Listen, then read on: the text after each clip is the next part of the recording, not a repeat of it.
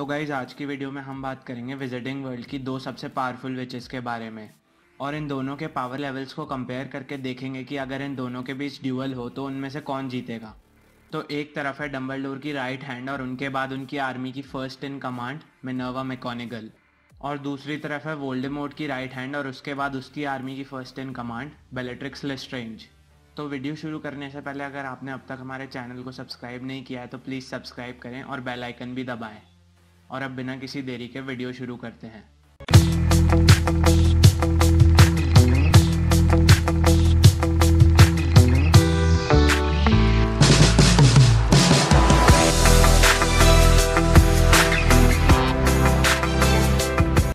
तो बेलेट्रिक्स एक pure blood which थी और वो विजिटिंग वर्ल्ड के सबसे पावरफुल विचेस में से एक थी।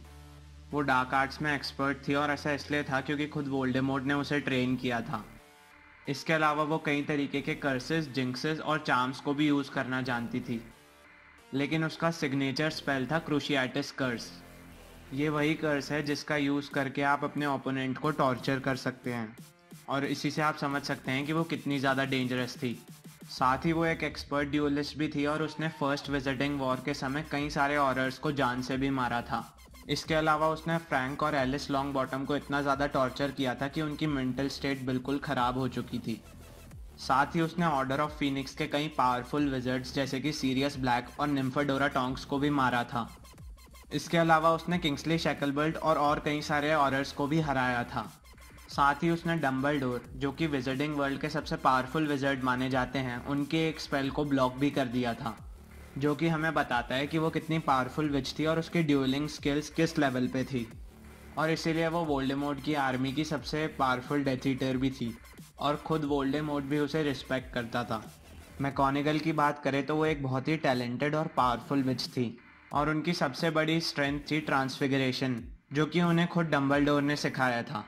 लेकिन ट्रांसफिगरेशन के अलावा और भी कई सारी मैजिकल फील्ड्स थी जिसमें मिनर्वा की मास्टरी थी, जैसे कि defence against dark arts, charms, potions, herbology और नॉन वर्बल मैजिक। इसके अलावा मैकगोनागल एक बहुत ही स्किल्ड ड्यूलिस्ट थी और बैटल ऑफ हॉगवर्ट्स के समय उन्होंने किंग्सली शैकलबर्ट और स्लगहॉर्न के साथ मिलकर वोल्डेमॉर्ट से ड्यूअल भी किया था।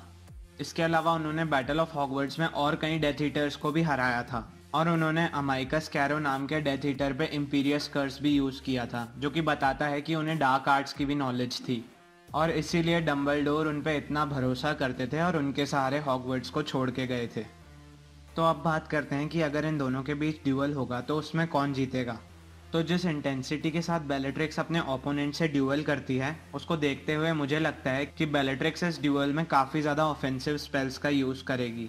वहीं मिनर्वा की बात करें तो वो एक मास्टर ड्यूअलिस्ट है और वो आसानी से इन स्पेल्स को ब्लॉक कर पाएगी, क्योंकि मेरे हिसाब से बेलेट्रिक्स की सबसे बड़ी वीकनेस ये है कि वो मेंटली अनबैलेंस्ड है और इसीलिए वो अपने ओपोनेंट्स को हमेशा अंडर एस्टिमेट करती है।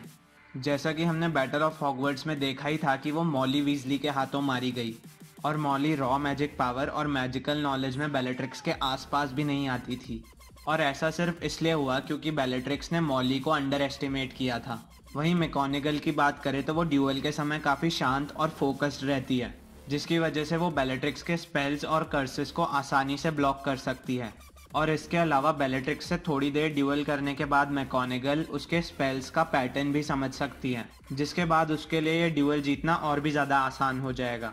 साथ ही मैकगोनागल के पास एक और बहुत बड़ा एडवांटेज है, जो कि है एलिमेंटल मैजिक।